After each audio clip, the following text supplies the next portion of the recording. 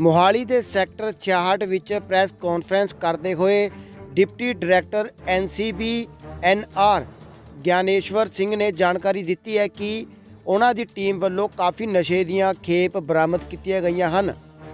की कहना है डिप्टी डायरैक्टर ज्ञानेश्वर सिंह का, जो कि मोहाली दे विच कॉन्फ्रेंस करके अहम जानकारियां दे रहे हैं। आओ तुहानू भी सुनाते हाँ कि शाहीन बाग में हम लोगों ने 50 किलो हीरोइन का केस किया था।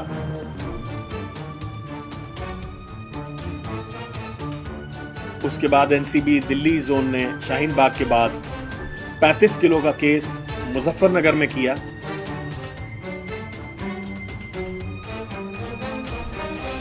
और लगभग 150 किलो से ज्यादा का केस एटीएस गुजरात ने और दिल्ली पुलिस ने मिलकर किया।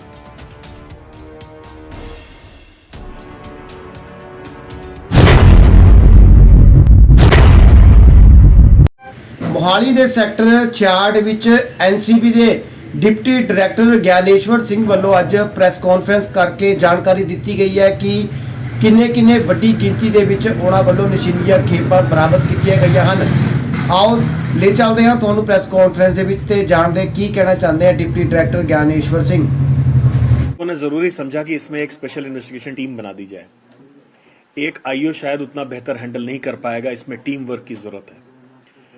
तो एनसीबी के अलग अलग यूनिट से लोग यहां अटैच किए गए और इस टीम ने काफी मेहनत करके टेक्निकल एक्सपर्ट्स, फाइनेंशियल एक्सपर्ट्स के साथ मिलके बहुत ही अच्छे सुपरविजन में जोनल डायरेक्टर के ये काम किया है अभी तक का। और मुझे खुशी है कि पिछले कुछ समय में हुए केसेस में ये एक बहुत ही महत्वपूर्ण केस है। ये एक तरह का बास्केट केस है। बास्केट केस से मेरा मतलब है कि जहां पे ड्रग्स का ट्रैफिकिंग भी है, ड्रग्स की मैन्युफैक्चरिंग भी है। इसमें इन लोगों ने ट्रैफिकर्स को भी पकड़ा, रिसीवर्स को पकड़ा, सप्लायर्स के बारे में इंफॉर्मेशन है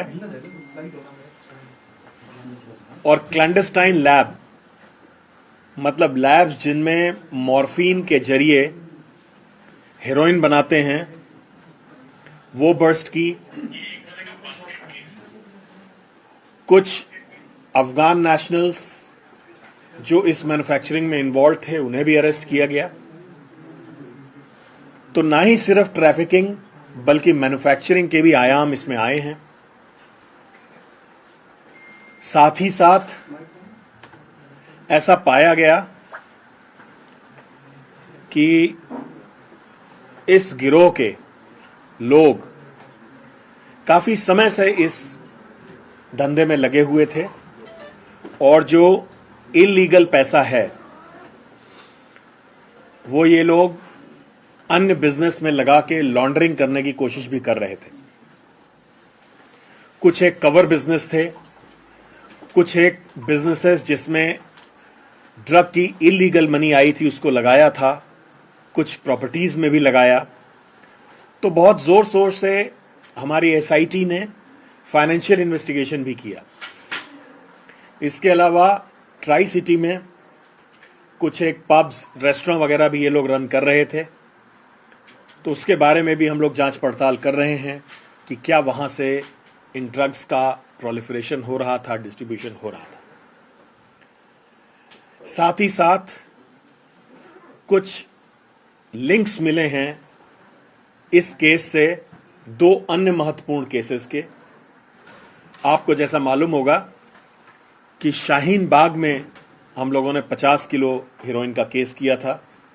उसके बाद एनसीबी दिल्ली जोन ने शाहीन बाग के बाद 35 किलो का केस मुजफ्फरनगर में किया और लगभग 150 किलो से ज्यादा का केस एटीएस गुजरात ने और दिल्ली पुलिस ने मिलकर किया। ये गिरोह और ये जो प्रेजेंट गिरोह हम लोग चंडीगढ़ में इन्वेस्टिगेट कर रहे हैं, इनका आपस का लिंक स्टैब्लिश हुआ है। इसके अतिरिक्त ऐसी सूचना है कि ये लोग जो लीगल चैनल्स हैं, जैसा कि मैंने पिछली बार भी बोला था, अटारी, मुंद्रा पोर्ट, इन सब से भी कंसील करके लीगल चैनल्स को एक्सप्लॉइट करके ड्रग्स लेकर आ रहे हैं। उन पे भी हमारी जांच पड़ताल जारी है। इसके दृष्टिगत कुछ इंपोर्ट एक्सपोर्ट के चैनल्स, कुछ इंपोर्टर्स जो इनको डॉक्यूमेंट्स का कवर देते थे, वो भी हमने डिटेन किए हैं, इंटरोगेट किए हैं, अरेस्ट किए हैं। तो इसमें लिसिट चैनल, इलिसिट चैनल, जैसा कि पहली रिकवरी 20 किलो जम्मू कश्मीर से आई थी, बाद में हमने पाया कि इसमें कुछ एक इंपोर्ट्स जो कि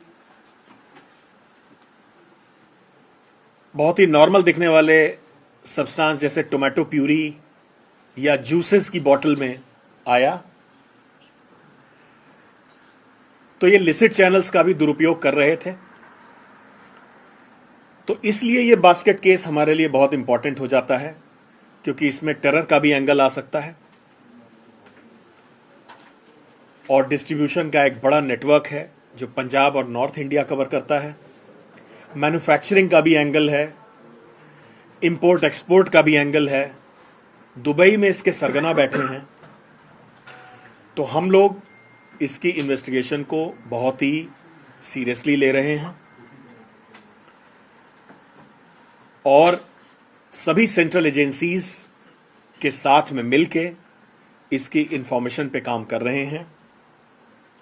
मैं हार्दिक धन्यवाद देना चाहूंगा सभी सेंट्रल एजेंसीज का और स्पेशली काउंटर इंटेलिजेंस पंजाब का, जिन्होंने हमारी काफी मदद की है। तो ये एक मिला जुला अभियान है जिसमें हम सभी सिस्टर एजेंसीज की मदद ले रहे हैं। तो इस बैकग्राउंड के साथ मैं आपको कुछ एक इसमें डिटेल दे देता हूं। 15 नवंबर को चंडीगढ़ यूनिट ने 20 किलो से ज्यादा की हीरोइन एक संदीप सिंह नाम के आदमी से बरामद की थी। उसके बाद फॉलोअप सर्चेज में एक इंटरनेशनल ड्रग सिंडिकेट का खुलासा हुआ। फिर हमने तमाम सारी सेंट्रल एजेंसीज के साथ मिलके काम करना शुरू किया। इसमें एसआईटी बनाई। हमने साथ ही साथ मदद ली, अभी जो एनसीबी ने अपने डेटाबेस बनाए हैं निदान और आईसीजेएस के पोर्टल पर, जिसके बारे में मैंने आप लोगों को पिछली बार जिक्र किया था, उन पोर्टल्स पे भी इनके बारे में सर्च किया गया तो पाया गया कि इनमें से बहुत सारे अपराधी पहले भी एनडीपीएस के केसेस में, अन्य केसेस में वांछित रहे हैं। इनफैक्ट एक दो तो नोटोरियस क्रिमिनल जो यहां के क्रिमिनल गैंग हैं, जग्गू भगवानपुरिया गैंग से उसका लिंक था और डबल मर्डर केस में शामिल रहा है। तो इस तरह के लोगों को हमने आइडेंटिफाई किया, अरेस्ट किया। इन्वेस्टिगेशन के दौरान 2 हीरोइन की प्रोसेसिंग की लैब्स लुधियाना में बर्स्ट की गई, जिनको अफगान नेशनल्स चला रहे थे। इन अफगान नेशनल्स को भी अरेस्ट किया गया। इसका लिंकेजेस पाकिस्तान, अफगानिस्तान, दुबई समेत इंडिया के कई सारे राज्यों से पाया जा रहा है। इसकी इन्वेस्टिगेशन के लिए हम लोग specialized units for financial investigation और टेक्निकल इन्वेस्टिगेशन के लिए एक्सपर्ट्स की भी मदद ले रहे हैं, क्योंकि बहुत ही वॉल्यूमिनस डाटा है इसमें। जो फाइनेंशियल ट्रेल्स हैं, इंपोर्ट एक्सपोर्ट या अन्य बिजनेस में ये लोग जो पैसा लगा रहे हैं, उनका एनालिसिस कर रहे हैं। कम्युनिकेशन के नेटवर्क को भी हम लोग समझने की कोशिश कर रहे हैं और बहुत सफलताएं मिली हैं। आपको प्रेस नोट में सीजर डिटेल्स मिल जाएंगे। 20 किलो हीरोइन 15 तारीख को, 16 तारीख को हीरोइन, ओपीएम और लाइव कार्ट्रिजेस, 26 को 7.25 किलो हीरोइन और 4 लाइव बुलेट्स। ये सभी नवंबर की रिकवरी है। 26 नवंबर को 1 किलो से ज्यादा हीरोइन और 23 किलो से ज्यादा सस्पेक्टेड नार्कोटिक पाउडर और 1 बॉटल एसिटिक एनाइड्राइड बरामद हुआ। 29 नवंबर को 5.5 किलो मॉर्फिन, लगभग आधा किलो अफीम, हेरोइन और 25 लाइव बुलेट्स मिले। 25 दिसंबर को 5 किलो 200 ग्राम हेरोइन बरामद हुई। कुल इतनी रिकवरीज हुई और इसमें हम लोगों ने अभी तक 16 लोगों को अरेस्ट किया है और बहुत सारे लोगों से पूछताछ जारी है। पहला अरेस्ट संदीप सिंह दीपू का, जो कि मेन अक्यूज्ड अक्षय छाबड़ा का क्लोज एसोसिएट था। इसके पास से 20 किलो से ज्यादा हेरोइन बरामद हुई। उसके बाद 18 तारीख को हरसुखवीर सिंह, ये भी एक की एसोसिएट था। ये ड्रग मनी को मैनेज करता था। अक्षय छाबड़ा जो कि किंगपिन था, 24 नवंबर को इसको अरेस्ट किया गया। इसके लिंकेजेस अफगानिस्तान, पाकिस्तान वगैरह में पाए गए हैं और इंपोर्ट एक्सपोर्ट में भी ये डील करता था। अजय अलियास गोरा, ये भी अक्षय का एक क्लोज एसोसिएट था, जो कि क्लैंडस्टाइन लैब में मैन्युफैक्चरिंग का काम देखता था। जसपाल एलियास गोल्डी, ये रिसीवर ऑफ सीज्ड कॉन्ट्राबैंड था और ये कैविटीज बनाने का काम करता था। यहां पे मैं बताना चाहूंगा कि ये लोग बहुत प्रोफेशनल तरीके से गाड़ियों में कैविटी, घरों में कैविटीज में बना के माल को ऐसे छुपा के रखते थे कि ह्यूमन इंटेलिजेंस, टेक्निकल सर्वेलेंस और इंटेरोगेशन के बाद हमें बहुत सारी कैविटीज बरामद हुई, जो आमतौर पे एक सरसरी निगाह में आपको देखने से नहीं पता चल सकती। हितेश वर्मा, ये इंपोर्टर और प्रोप्राइटर था जिसने इनको फैसिलिटेट किया, जूस का कंसाइनमेंट जिसमें ये ड्रग छुपा कर लाए। भुवनेश कुमार, ये मिडिलमैन था, इसने इनके लिए इंपोर्ट की जाली फर्म्स बनाने का काम किया। संदीप सिंह एलियास चट्ठा, ये मेन कैरियर था सिंडिकेट का, जो जम्मू कश्मीर से लुधियाना वगैरह लेकर आता था। ये डबल मर्डर केस में वांटेड है और इसके ऊपर बहुत सारे criminal cases including NDPS case 2012-2017 का है और ये जग्गू भगवानपुरिया गैंग से भी लिंक्ड है। सुभाष गोयल, ये भी ड्रग सिंडिकेट में कवर कंसाइनमेंट देता था। कुछ केमिस्ट भी हमारी निगाह में हैं जो प्रोसेसिंग अफगानी नेशनल्स हैं और प्रोसेसिंग में क्लैंडस्टाइन लैब में काम करते थे।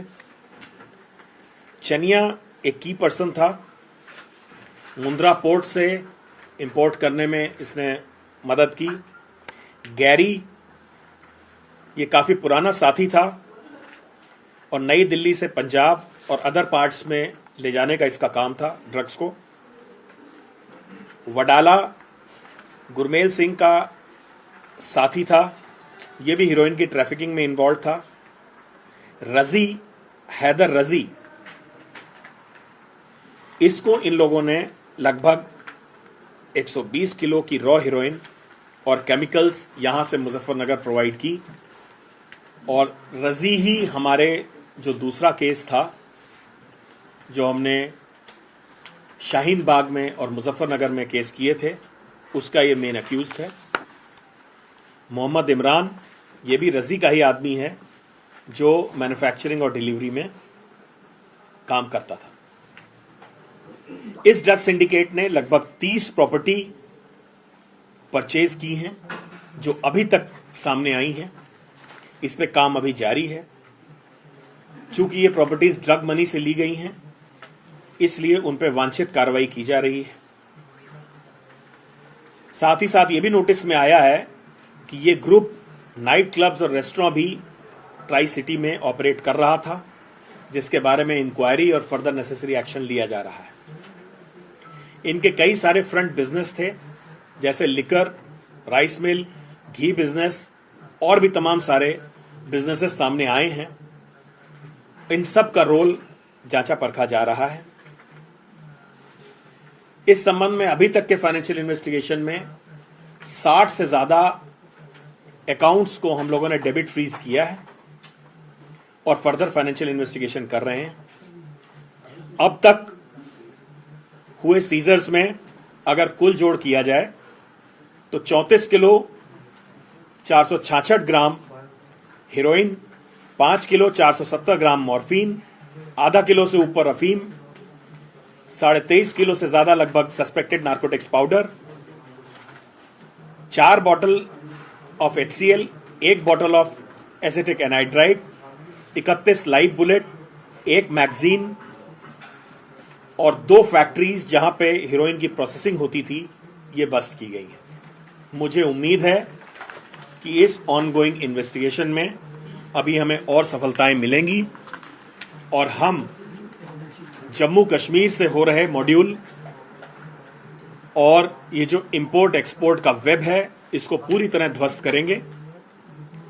और मुझे उम्मीद है कि ये एक बास्केट केस हम लोगों के लिए केस स्टडी होगा और आने वाले समय में प्रेरक होगा। धन्यवाद। सर, ये इस तरह का पहला केस है? पहले तो मेरी रिक्वेस्ट है कि जब यहां पे बात हो रही हो तो मुझे बोलने का मौका दें। अगर आपको ब्रीफिंग करनी है रूम से प्लीज बाहर जाके ब्रीफ करें। ये डिस्ट्रैक्ट करता है, प्लीज है नहीं, बात नहीं हो पाएगी। हाँ बताइए। सर, मैं पूछ रहा था ये इस तरह का पहला केस है सर इंडिया में जिसमें इस तरह मतलब की इन्वॉल्वमेंट हुई हो या इतने बड़े स्तर का हो? इस तरह का पहला केस है कहना गलत होगा। इस तरह के केसेस आते रहते हैं, लेकिन कोई भी 2 केस बिल्कुल एग्जैक्ट रेप्लिका नहीं हो सकते। लेकिन इस तरह के बास्केट केसेस कम आते हैं सामने। पंजाब में बहुत दिनों बाद इस तरह की सफलता मिली है। हालांकि मेरा अब भी मानना है कि इसमें इस कार्टेल ने ओवर द ईयर्स बहुत सारा काम किया है। जी सर। ये तो टिप ऑफ द आइसबर्ग है अभी जो हमारे हाथ में आया है। जी सर, आई एम बसन Verma from daily post. I have a question.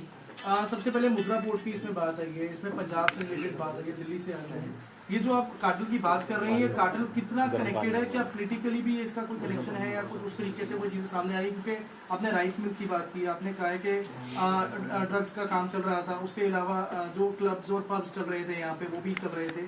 तो कहीं ना कहीं कितना बड़ा कनेक्शन और कहाँ से मेन बेसिक कनेक्शन आता है इसका सामने? मैं आपको सिर्फ ये कहना चाहूंगा कि हम सारे कनेक्शंस खंगाल रहे हैं, ठीक है, बिना किसी विद्वेष के हम लोग इसकी जांच कर रहे हैं। किसी भी तरह का कनेक्शन हो हमारी जांच के आड़े नहीं आएगा और इन्वेस्टिगेशन के चलते बहुत सारी चीजें हम अभी रिवील नहीं कर सकते, लेकिन हम सारे कनेक्शंस की जांच पड़ताल कर रहे हैं। सर, इसमें आपने कहा कि जग्गू भगवानपुरिया क्योंकि एक कैटेगरी का गैंगस्टर है, ये गैंगस्टर कनेक्शन भी सामने आ रहे हैं क्योंकि पहले जब लुधियाना का एक कुलदीप कोहली, उसका भी काफी ड्रग्स का कनेक्शन था, उसको भी गिरफ्तार पंजाब पुलिस ने किया था, दीपक तीनों के उसमें। तो गैंगस्टर कनेक्शन और ये किस तरह है? क्योंकि लगातार देखा जाता है कि जेलों में जो बंद गैंगस्टर हैं उनका नेटवर्क बहुत ज्यादा है। पिछले दिनों में गिरफ्तारियां हुई हैं, जैसे आपने मुद्रा पोर्ट की बात करी, तो उसमें गैंगस्टर कनेक्शन भी आ रहे हैं क्योंकि ड्रग्स को लेकर भी काफी जो आपस में उनका बाहर से चलता है कुछ। डेफिनेटली गैंगस्टर्स के कनेक्शन हैं और ओवर द इयर्स ये बढ़ा है।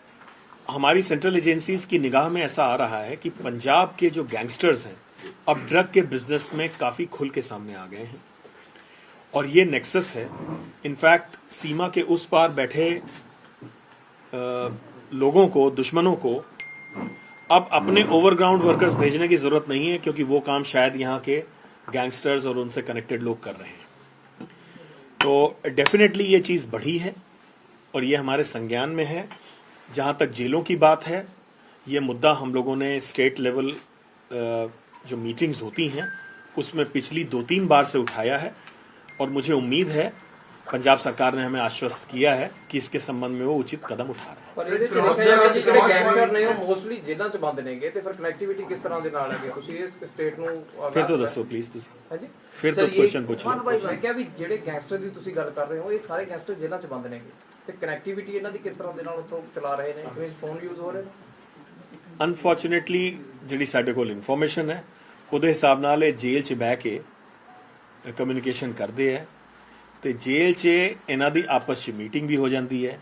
ਜਿਵੇਂ ਹੁਣ ਕੋਈ ਗੈਂਗਸਟਰ ਹੈ ਹੋਰ ਬੰਦੇ ਉੱਥੇ ਰਿਕਰੂਟ ਕਰ ਲੈਂਦੇ ਹੈ ਨਾਲ ਦੇ, ਤੇ ਜਦੋਂ ਉਹ ਬਾਹਰ ਜਾਂਦੇ ਆ ਉਹ ਉਹਨਾਂ ਲਈ ਕੰਮ ਕਰਨਾ ਸ਼ੁਰੂ ਕਰ ਦਿੰਦੇ ਆ, ਤੇ ਇਹ ਟੱਚ ਵੀ ਹੈਗੇ ਆ ਬਾਹਰ। ਹੁਣ ਅਸੀਂ ਵਿੱਚ ਪਿੱਛੇ ਜੇਲ੍ਹ ਦੇ ਨਾਲ ਮਿਲ ਕੇ ਕਾਰਵਾਈ ਵੀ ਕੀਤੀ ਸੀ, ਸਰਚ ਵੀ ਕੀਤੀ, ਸਾਨੂੰ ਤਾਂ ਫੋਨ ਨਹੀਂ ਮਿਲੇ, ਬਟ ਜਿਹੜੀ ਹਿਊਮਨ ਇੰਟੈਲੀਜੈਂਸ ਹੈ ਉਹ ਕਹਿੰਦੀ ਹੈ ਕਿ ਇਹ ਫੋਨ ਤੇ ਟੱਚ ਹੈਗੇ ਆ। ਸਰ ਇਹ ਕਿਵੇਂ ਫਿਰ ਇਹ ਸਾਰਾ ਕੁਝ ਹੁੰਦਾ ਹੈ? ਕਿਉਂਕਿ ਬਾਰ-ਬਾਰ ਫੋਨ ਦਾ ਜ਼ਿਕਰ ਹੁੰਦਾ ਹੈ ਜੇਲ੍ਹਾਂ ਦੇ ਵਿੱਚ, ਭਾਵੇਂ ਸਰਕਾਰ ਇਹ ਕਹਿ ਰਹੀ ਹੈ ਕਿ ਅਸੀਂ ਸਾਰੇ ਜਿਹੜੇ ਪੁਖਤਾ ਪ੍ਰਬੰਧ ਕਰ ਰਹੇ ਹਾਂ, ਲੇਕਿਨ ਉਹਦੇ ਬਾਵਜੂਦ ਫੋਨ ਲਗਾਤਾਰ ਮਿਲ ਵੀ ਰਹੇ ਨੇ। ਉਹਦੇ ਬਾਵਜੂਦ ਜਿਹੜਾ ਇਹ ਨੈਕਸਸ ਹੈ ਇਸ ਨੂੰ ਤੋੜਨ ਦੇ ਵਿੱਚ ਕਾਮਯਾਬੀ ਕਿਉਂ ਨਹੀਂ ਮਿਲ ਪਾ ਰਹੀ? ਕਿੱਥੇ ਲੂਪ ਹੋਲ ਕਿੱਥੇ ਹੈ ਸਰ ਇਹਦੇ ਵਿੱਚ? ਦੇਖੋ, ਕ੍ਰਿਮੀਨਲ ਤੇ ਪੁਲਿਸ ਦੀ ਜਿਹੜੀ ਕਾਰਵਾਈ ਹੈ ਇਹ ਚਲੀ ਆ ਰਹੀ ਹੈ, ਚਲਦੀ ਰਹੂਗੀ। ਅਨਫੋਰਚੂਨੇਟਲੀ ਇਹ ਬਿਜ਼ਨਸ ਨੂੰ ਸਪੋਰਟ ਮਿਲ ਰਿਹਾ ਹੈਗਾ from the nation across the border, ਤੇ ਇਹ ਸਾਡੇ ਕੰਟਰੀ ਨੂੰ ਬਰਬਾਦ ਕਰਨ ਲਈ planned ਵਿੱਚ ਇਹ proxy war. It is a low cost proxy war against India. Let me finish. This is one.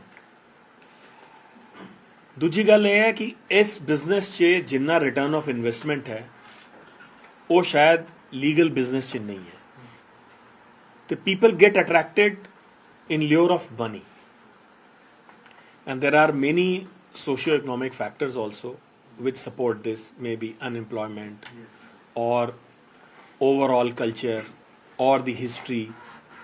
So all these factors lead to people getting into drugs.